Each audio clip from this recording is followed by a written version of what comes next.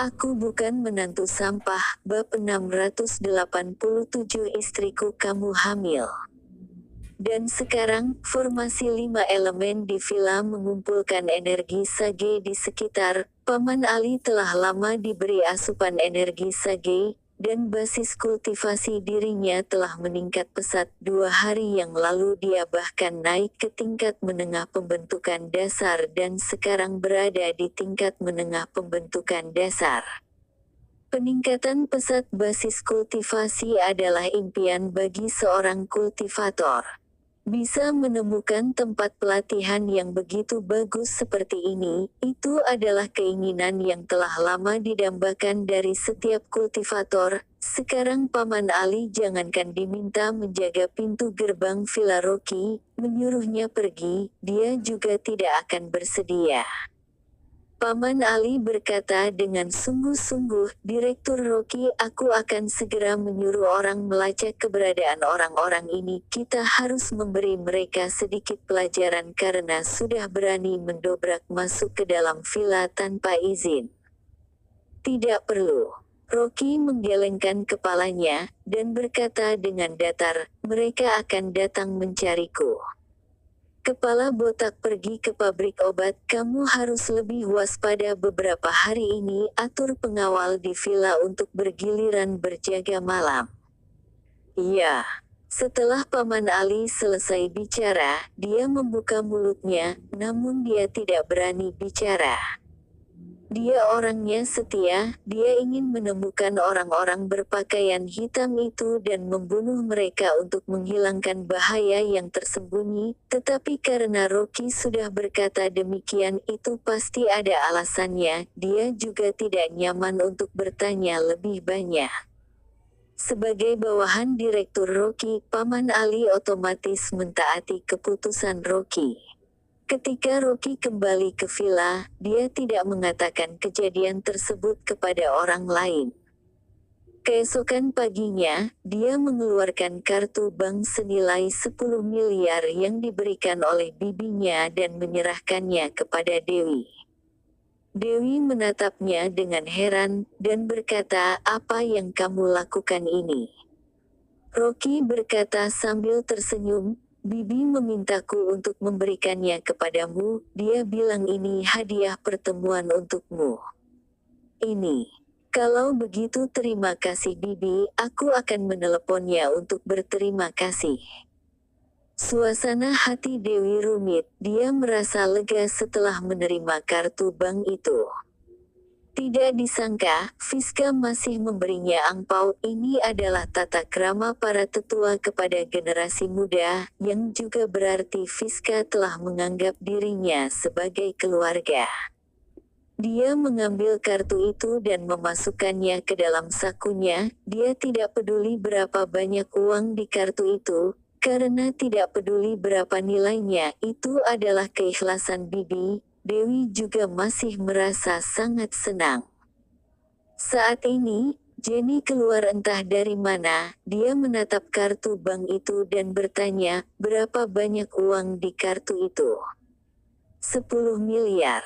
Jawab Rocky dengan refleks, tetapi setelah dia selesai mengatakannya dia menyesalinya. Ternyata benar. Jenny segera tampak seperti kucing yang mencium bau amis. Dia segera berkata kepada Dewi, putriku, cepat berikan kartu itu kepadaku, aku akan membantumu menyimpannya.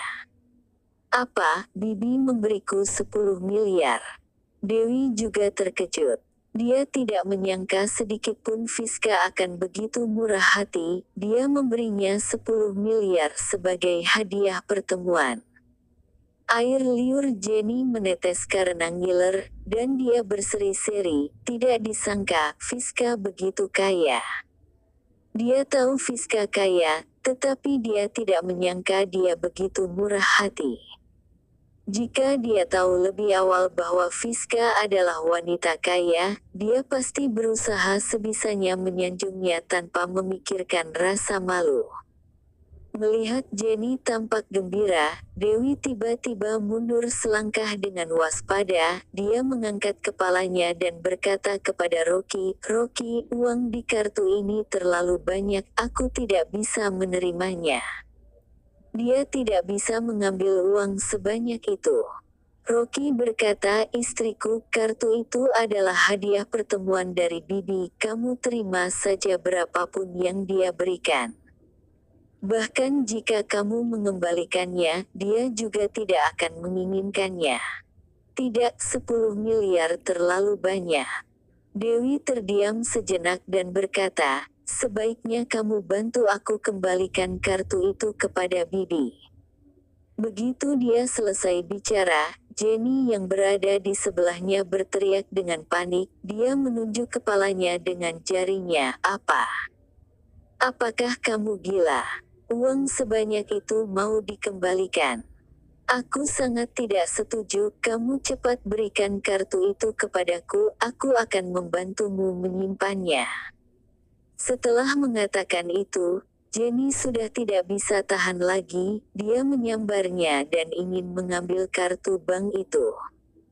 "Bu, ini adalah uang istriku." Ekspresi Rocky menjadi cemberut, dan dia meraih pergelangan tangan Jenny. Jenny hanya menatap kartu bank itu, dan meronta-ronta sebisanya. "Istrimu adalah putriku, dan uangnya adalah milikku. Tidak peduli siapapun kamu, barang miliki istriku, selama dia tidak mau memberikannya kepada orang lain, maka tidak ada yang boleh menyentuhnya." Rocky mendengus dingin dan langsung menghempaskan tangannya. Jenny langsung terhuyung mundur beberapa langkah dan hampir jatuh ke lantai. Dewi juga berkata dengan tegas, "Bu, aku tidak bisa memberikan kartu bank ini kepadamu, bahkan jika aku tidak mengembalikan kartu itu kepada Bibi, aku juga akan menyimpan kartu ini sebagai hadiah dan tidak akan menggunakan 1 sen pun uang di dalamnya. Ketika anakku dan Rocky lahir, aku baru akan menggunakan uang di kartu ini." Mendengar kata melahirkan anak, Rocky merasa gembira. Dia langsung bertanya dengan menahan rasa gembiranya, "Istriku, apakah kamu hamil?" "Belum." Dewi menggelengkan kepalanya dengan tersipu. Wajah cantiknya menjadi panas. "Maksudku, jika kita memiliki anak kelak, aku akan menggunakan uang ini sebagai biaya pendidikan anak kita." Dia dan Rocky tidak punya banyak waktu untuk tidur bersama. Dia pergi ke Myanmar selama beberapa bulan. Setelah kembali, dia dan Talita tinggal di kamar yang sama. Kesempatan untuk membuat anak tidak banyak. Meskipun Rocky merasa sedikit kecewa, tetapi ketika dia mendengar Dewi menyebut kata anak, dia juga merasa senang. Dia berkata, "Istriku, jangan khawatir, kita akan memiliki anak kelak." "Iya." Dewi mengangguk malu-malu, telinganya memerah. Mereka berdua mengatakan kata-kata mesra di sini, namun Jenny yang berdiri di samping merasa tidak nyaman ketika mendengarnya. Dia dengan aneh menyindir, "Rocky, aku membesarkan putriku selama beberapa puluh tahun, dan aku memberikannya padamu secara cuma-cuma untuk dijadikan istri. Aku tidak peduli, bagaimanapun 10 miliar ini harus diberikan kepadaku. Jika tidak, aku tidak akan mengizinkan kalian memiliki anak." Mendengar ini, Rocky tiba-tiba merasa api amarah di hatinya menyala, dan dia berkata dengan dingin, "Bu, apakah kamu juga mau mengurus urusanku ingin memiliki anak dengan Dewi?" "Tentu saja." Jenny tampak seperti wanita galak, kedua tangannya disilangkan, dan ekspresi wajahnya mengerikan. Dia tidak punya banyak kekayaan sekarang, dan dia bahkan tidak punya modal untuk pamer. Saat mengobrol dengan kerabat di grup WeChat keluarga Su, dia merasa malu. Selain itu, Jenny diam-diam memberikan banyak uang kepada adiknya Rino Su untuk membantu adiknya berinvestasi di bidang keuangan, tetapi tidak disangka dia merugi banyak. Itu membuat Jenny semakin merasa sedih. Dia tidak tahu harus bagaimana melampiaskan amarahnya, jadi dia melampiaskannya pada Rocky. Tanpa uang, Jenny hampir gila. Dia tidak peduli apakah Rocky akan memukulnya atau tidak. Dia berteriak, "Rocky, sekarang sayapmu sudah keras. Aku tidak bisa mengendalikanmu, tetapi Dewi dilahirkan olehku. Aku harus mengurusnya. Hari ini aku akan pindah ke kamar tidur kalian dan tidur dengan putriku. Kamu pergi ke ruang kerja. Kapan kamu memberikan 10 miliar itu kepadaku, saat itulah kamu baru boleh kembali ke kamar tidur lagi." Petik 2. Dewi merasa marah dan tidak berdaya. Ibunya membuat keributan yang tidak masuk akal, dan sudah hingga di tahap ini. Dia berteriak dengan marah, "Bu, bagaimanapun aku tidak akan memberikan uang ini kepadamu. Jika kamu benar-benar ingin merebut angpau yang diberikan Bibi untukku ini, aku dan Rocky akan pindah sekarang juga. Jika kamu memiliki kemampuan untuk pindah, maka pindahlah aku. Aku akan memutuskan hubungan ibu dan anak denganmu." Jenny juga berteriak. Dia sekarang tidak punya uang dan sudah benar-benar gila. Bagaimanapun, dia tidak percaya bahwa Dewi akan tidak menginginkan ibu kandungnya lagi demi seorang pria. Dewi menatap Jenny yang sudah menggila. Dia merasakan kekecewaan dan kesedihan yang mendalam. Suaminya telah melakukan banyak hal untuk keluarganya dan mencoba untuk mengubah pemikiran bibinya tentang dia, tetapi Jenny selalu membuat masalah dengan tidak masuk akal dan mengomeli Rocky. Dewi menenangkan diri, menarik Rocky, dan berkata dengan tegas, "Rocky, ayo kita kembali ke kamar dan kemasi barang bawaan kita.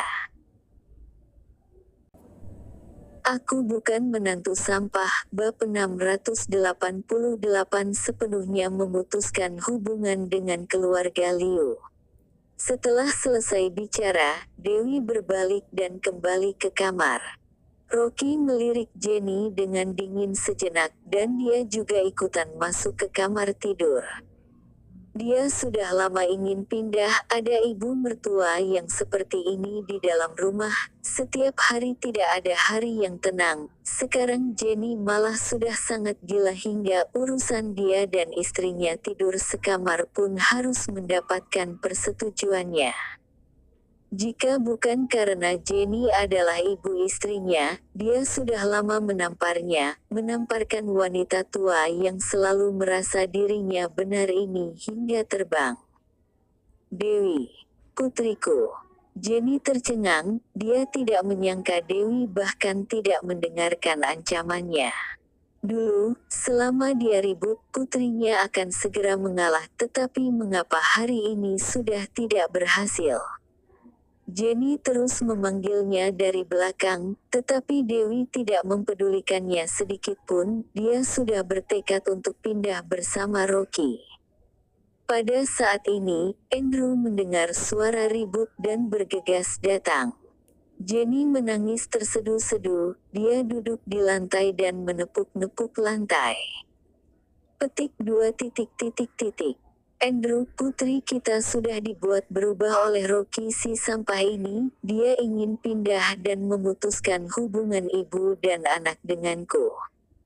Andrew dibuat merasa kesal dengan tangisannya, dan dia berkata dengan marah, "Jika kamu bisa lebih diam di rumah, bagaimana mungkin akan seperti ini?" Jenny menangis dengan terseduh-seduh. "Semuanya karena si sampah itu. Dialah yang membuat keluarga kita berantakan." Pada saat ini, Rino Su dan istrinya Alicia juga datang. Ketika mereka melihat Jenny menangis dengan terseduh-seduh, mereka terus membujuknya. Dewi hanya sedikit mengemasi barang bawaannya, dan keluar dari kamar tidur bersama Rocky. Melihat dia keluar, pamannya segera melangkah maju untuk menegur. Dewi, bagaimana kamu bisa berbicara dengan ibumu seperti itu? Bagaimanapun, dia telah melahirkan dan membesarkanmu. Jika kamu tidak mendengarkannya, itu namanya tidak berbakti. Andrew juga menghela napas dan berkata, Dewi, jangan marah pada ibumu, kita adalah keluarga. Kamu minta maaflah padanya dan bicarakan lagi masalah kartu bank itu nanti. Alicia yang berada di samping juga berkata, dia adalah ibumu, meskipun dia salah, kamu juga tidak boleh melawan orang yang lebih tua. Kamu cepat meminta maaf kepada Kak Jenny. Ketika Dewi mendengar suara omelan di sekitarnya, dia merasa suasana hatinya rumit dan sangat sedih. Dia bukan tidak berbakti, tetapi melihat Jenny berulang kali menindas suaminya, dia sekarang sudah benar-benar tidak tahan lagi. Melihat mereka bertiga bekerja sama, sama-sama menyalahkan Dewi, dan menyuruhnya untuk meminta maaf.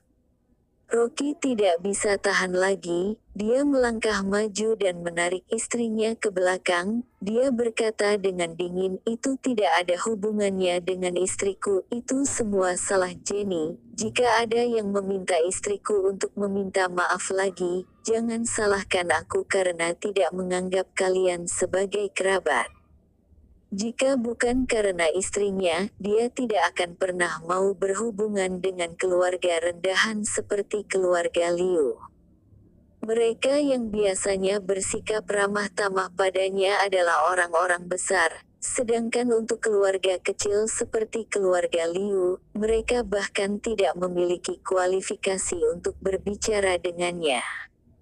Mendengar ancaman Rocky, Rino Su merespons duluan, seluruh tubuhnya langsung bergidik. Dia meminjam banyak uang pada Rocky, dan sekarang dia tinggal di villa Rocky, tidak ada gunanya dia berselisih dengannya.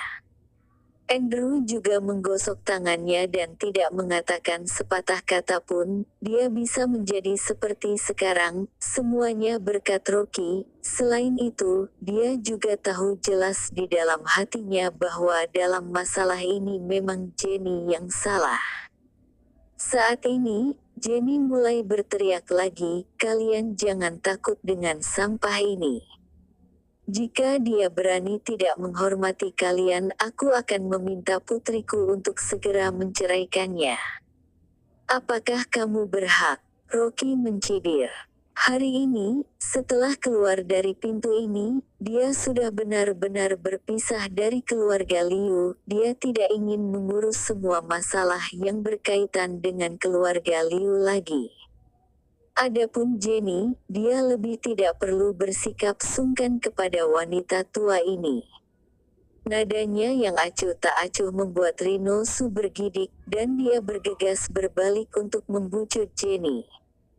Kakak, aku pikir, ini salahmu, bagaimanapun itu adalah angpau yang diberikan bibinya untuk Dewi, jadi lupakan saja. Itu benar. Alicia pada saat ini juga ikut-ikutan, dan bergegas berkata, Kak Jenny, lebih baik kamu minta maaf kepada Rocky. Andrew juga menghela napas dan berkata, istriku, dalam masalah ini kamu sudah salah kamu. Kamu minta maaflah kepada Rocky. Apa? Jenny hampir gila. Tadi, ketiga orang ini membantunya menyalahkan Dewi dan Rocky. Kenapa begitu Rocky mengancam mereka? Mereka langsung berubah dan membujuknya agar meminta maaf kepada Rocky. Jika dia meminta maaf kepada Rocky, status apa yang akan dia miliki di keluarga ini kelak? Kenapa aku harus minta maaf padanya? Dialah yang merebut putriku. Jenny membela diri, dia kesal dan mengomel keras Rocky, aku sudah salah karena setuju putriku menikah denganmu. Kamu orang yang tidak tahu balas budi ini, mengambil villaku, mengambil buku tabunganku, dan sekarang ingin membawa pergi putriku aku. Aku akan segera menelepon kantor polisi dan menuntutmu menipu putriku. Petik 2. Jenny sudah marah hingga kehilangan akal sehat. Dia sangat ingin segera memasukkan Rocky ke penjara. Melihat kegilaan Jenny, mata Dewi menjadi basah. Dia merasa kecewa. Saat ini, keluarganya menyalahkannya tidak berbakti, dan hanya suaminya yang berdiri teguh di pihaknya. Dia bahkan menyesal dulu mengapa dia bersikap begitu acuh tak acuh pada Rocky. Teringat dulu, dia membiarkan Rocky tidur di lantai selama 4 tahun, dan mengabaikan apa yang dideritanya di rumah. Dewi sekarang baru sadar betapa keterlaluannya dia pada saat itu. Dia tidak bisa lagi membiarkan suaminya menderita seperti itu. Tatapan Dewi menjadi tegas. Dia mengertakkan gigi dan berkata dengan dingin, "Tidak peduli apapun yang kalian katakan, suamiku dan aku akan pindah hari ini juga." Setelah selesai bicara, dia berkata kepada Jenny dengan kecewa, "Bu, aku harap kamu dapat banyak mengintrospeksi diri. Bagaimana sikapmu terhadap Rocky selama 4 tahun ini? Kamu seharusnya tahu lebih jelas daripada siapapun. Saat kamu sudah memikirkannya hingga jelas, minta maaflah pada Rocky dan telepon aku." Setelah Dewi selesai bicara, dia mengambil koper, menarik Rocky dan berjalan keluar pintu. "Istriku." Rocky segera mengikutinya, dan merasa terharu. Demi dirinya, istrinya tidak segan-segan memutuskan hubungan dengan keluarganya, bahkan tidak peduli dengan ancaman Jenny untuk memutuskan hubungan antara ibu dan anak. Teringat saat awal pernikahannya dengan Dewi, sikap istrinya acuh tak acuh padanya, tetapi sekarang istrinya benar-benar sudah berada di pihaknya. Rocky merasa sangat tersentuh. Dia dan istrinya sekarang akhirnya berhasil menghilangkan jarak. Mereka telah melalui banyak lika-liku. Itu benar-benar tidak mudah. Rocky bersumpah dalam hatinya, kelak tidak peduli bagaimana keluarga Lim menolak Dewi, dia adalah satu-satunya istri yang dia akui. Dia juga harus membuatnya kembali ke keluarga Lim dengan bermartabat dan diakui sebagai menantu keluarga Lim. Melihat Dewi melangkah keluar dari pintu tanpa ragu-ragu, Jenny awalnya merasa panik, lalu dia benar-benar tercengang. Jika putrinya pergi, dia akan semakin tidak punya uang. Dan villa ini masih atas nama Rocky. Jika mereka pergi, suatu saat jika Rocky mengusirnya keluar dari villa, bukankah dia akan tinggal di jalanan? Yang paling penting adalah dia sekarang tahu bahwa bibi Rocky adalah orang kaya, jadi bagaimana dia rela melepaskan mereka pergi? "Dewi, aku sudah salah. Rocky, kamu cepat kembali, ibu minta maaf padamu." Jenny bergegas berdiri dan berteriak sebisanya. Tetapi Dewi sudah benar-benar kecewa. Dia sama sekali tidak mendengarkan teriakan Jenny. Dia menarik Rocky keluar tanpa melihat ke belakang. Ibunya mencegah dia bersama suaminya, dan bahkan mencegahnya melahirkan anak untuk Rocky. Semua ini benar-benar membuat Dewi lelah. Dia ingin meninggalkan rumah ini dan tinggal berdua bersama Rocky. Rocky memegang tangan istrinya dengan erat dan berkata dengan suara rendah, "Istriku, kamu jangan khawatir, mulai sekarang aku akan melindungimu." Suasana hati Dewi rumit, dan dia mengiyakannya dengan sedih. Dia berusaha mencoba untuk memasukkan kembali air matanya. Di satu sisi ibu kandungnya, dan sisi lainnya adalah suaminya, dia merasa lebih sedih daripada siapapun. Saat Rocky melangkah keluar dari pintu villa, terdengar suara teriakan Mary Alicia tiba-tiba datang dari belakangnya. "Ah, kakak, jangan." Segera setelah itu, terdengar suara seruan pamannya. "Rocky, Dewi, kalian cepat kembali, ibumu mau melompat dari gedung.